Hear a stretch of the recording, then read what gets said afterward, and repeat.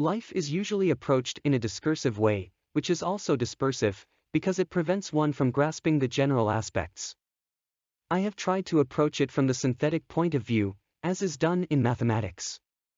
With synthesis, by means of dynamic schemes, one can have an overview of life and, in this specific case, of logical frequency. Logical frequency is the frequency, over time, of a mode of being, creative, repetitive, or regressive. In this dynamic scheme, one must imagine the individual moving from one point to another on the horizontal line without the need to retrace the space from one point to another. The contents underlying the space ranging from insanity to Kn represent the negativity of an individual's behaviors. The contents underlying the space from Kn to continuous logical frequency represent the positivity of an individual's behaviors.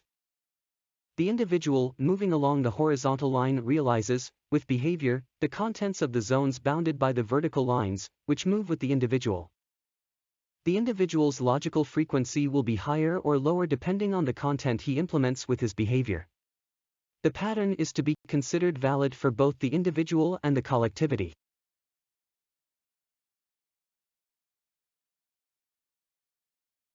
I consider it vital to distinguish aggressive behavior from violent or dichotomized behavior, which is its degenerative expression. Aggressive behavior, whether it is expressed on the reasoning or bodily level, is a guarantee of the absence of perversion and, in the long run, the absence of anthropological degradation.